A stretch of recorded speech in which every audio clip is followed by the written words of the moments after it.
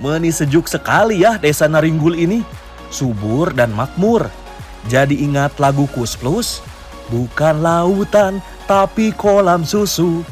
Kail dan jala cukup menghidupimu.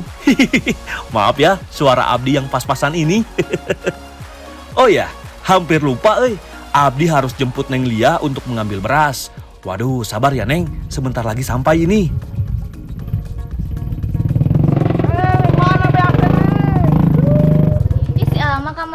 Atuh Neng indah motor nama nih hese gini tuh si atuh mogok wae geura Neng. Sok atuh aya mah.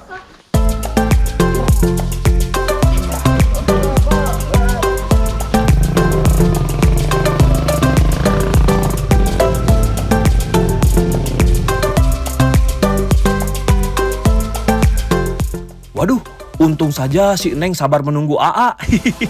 Markimon, mari kita kemon Neng.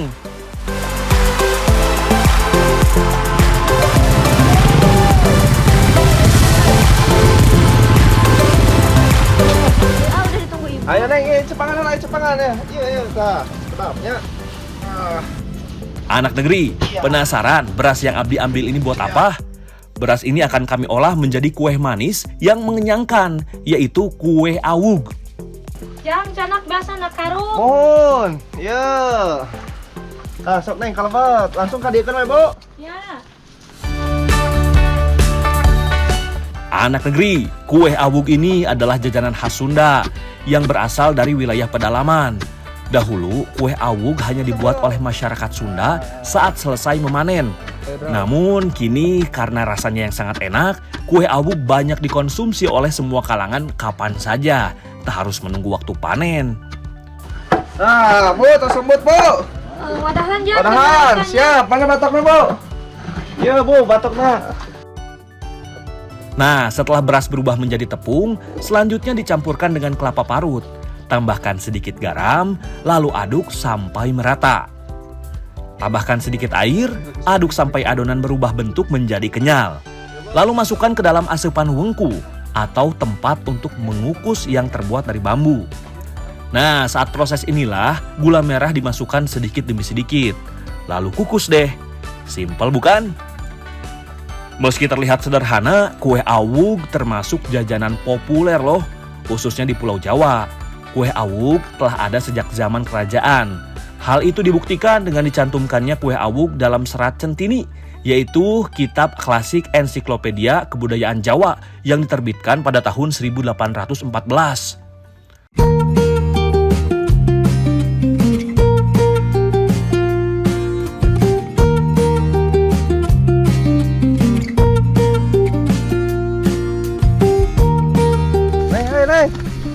Bu, ayo giring tuangnya, terus jadi beasnya apa nih mah, tak kene mas jadi awung.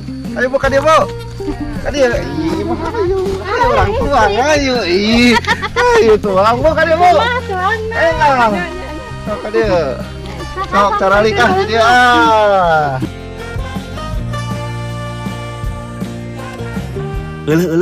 Senengnya bisa berbagi seperti ini. Makan kue awug yang berbahan dasar beras dengan petani yang menanam berasnya. Ayo makan Bu.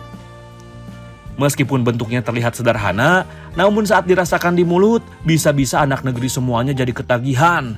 Karena memang seenak itu. Rasa awugnya tuh manis banget nih. Perpaduan rasa beras, terus kelapa dan gula merahnya tuh bener-bener enak ketika dimakan. Terus nih, kenapa bisa dinamakan awug nih? Awug itu berbahan dasar dari alam nih, terutama padi. Terus kenapa bisa berbentuk kerucut? Karena kita itu harus mensyukuri dan selalu bersyukur tinggi gitu, setinggi gunung. Nah, makanya bentuknya kerucut seperti gunung. Laras Bu? Ah, tuang deh ya nama.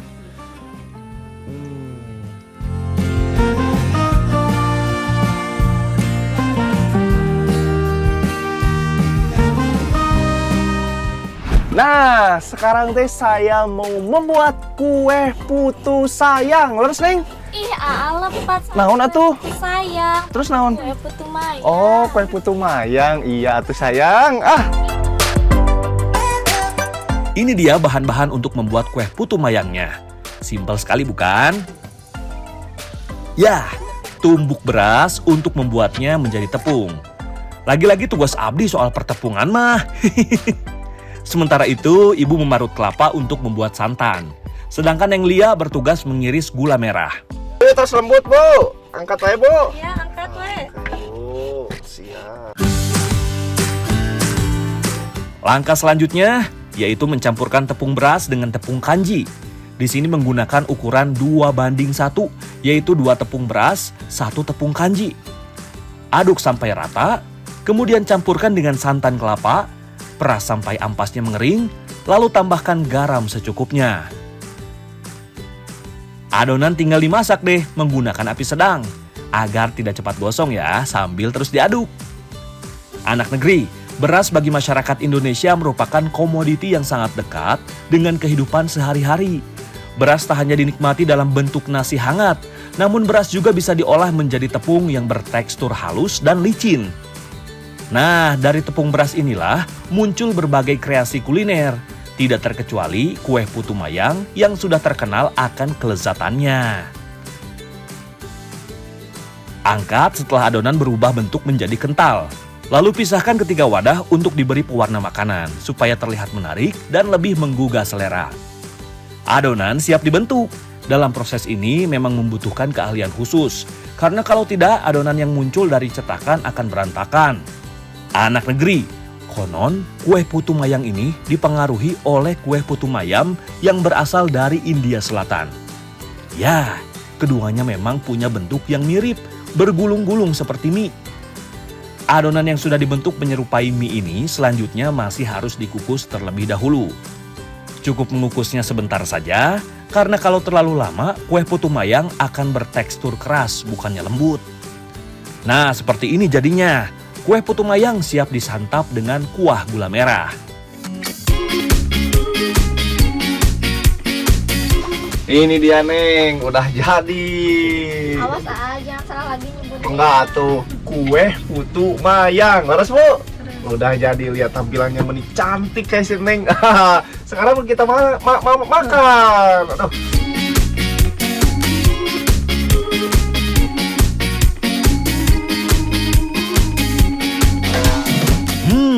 Ini sih enak pisan anak negeri. Tekstur lembut kuenya dipadukan dengan rasa manis gula merahnya benar-benar sempurna.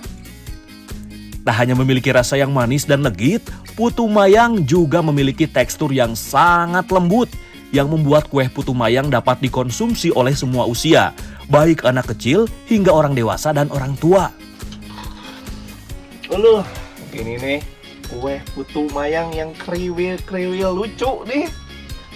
Kalau nggak pakai gula, emang rasanya tuh hambar. Tapi ketika dicocol nih, dimasukin ke gula, manis, legit, lembut, ada gurihnya. Rasa kelapanya juga bener-bener terasa banget. Leres nih, enaknya. Tuang deh, Bu.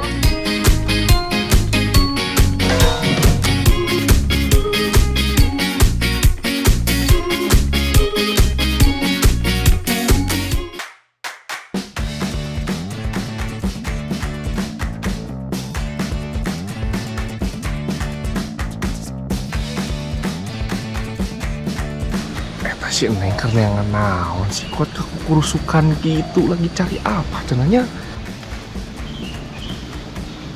Neng, Mana? hari Neng nuju naon di kekurusukan Itu orang milarian labu ku emak abi teh. Terus labuna di mana? Duh ka ieu teh aya. Tapi dari itu pohon labu, Neng. Ate tadi teh ninggal pohon lambu, Neng ya. Di mana, A? Kelak.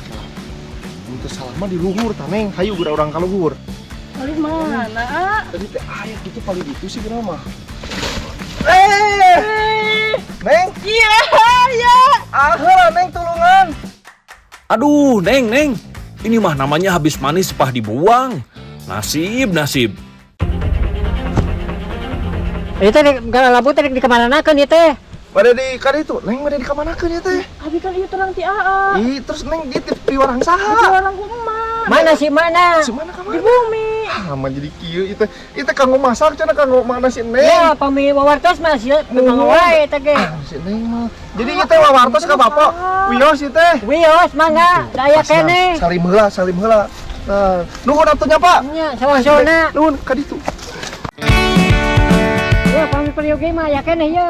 Dah, ye. Nah. Mana Pak? Dah, ye. Wah. Anak negeri, kita harus selalu bersyukur karena negeri kita tercinta ini, yaitu Indonesia, dikaruniai tanah yang subur. Lihat, labunya gede-gede pisan, euy. Ini adalah jenis labu parang yang memiliki ciri khas bentuk yang besar dan warna hijau hingga kekuning-kuningan. Namun sayangnya, labu hanya tumbuh dalam satu musim. Nah, setelah semua dipetik, maka pohon labunya akan mati. Tah Neng, kau mau bantosan tinggal ikut kaseur. Hayu Pak, terima kasih banyak. Hayu Neng udah masak Neng.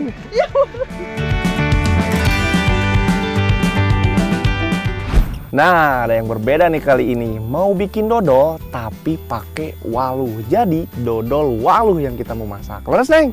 Hayu, nama orang masak mah. Pertama-tama tentu saja buah waluh atau labunya ini harus dibelah dan dipisahkan dari biji-bijinya. Sementara Abdi bergelut dengan buah waluh yang identik dengan perayaan Halloween ini, Mak bertugas mengiris gula merah, sedangkan Neng Gina membuat santan kelapanya.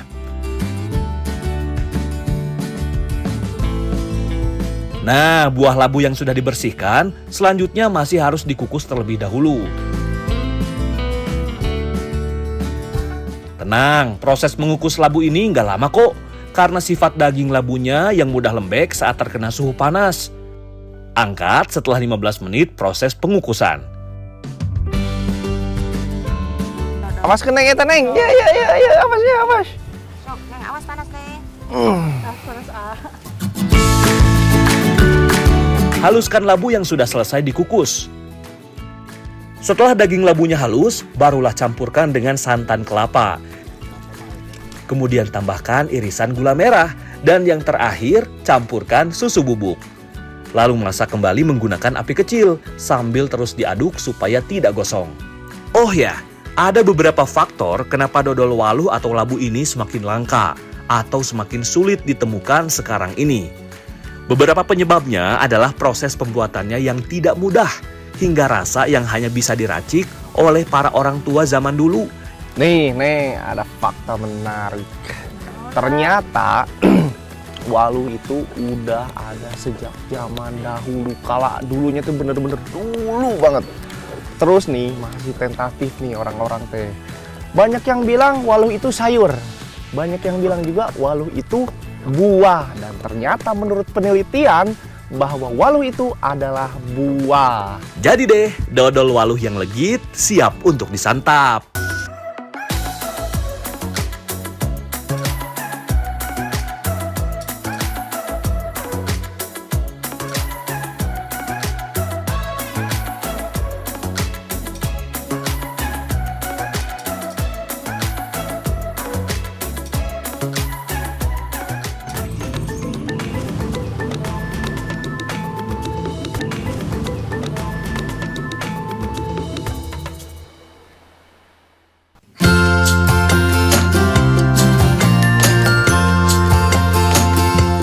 Manis, legit.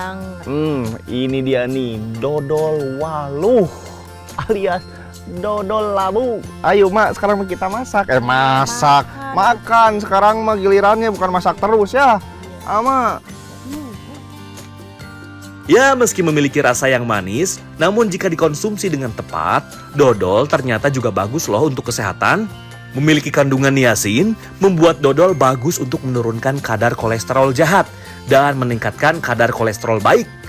Sedangkan waluh atau labu sudah diketahui banyak orang bahwa buah yang satu ini terbukti mengandung banyak nutrisi yang sangat baik untuk tubuh kita.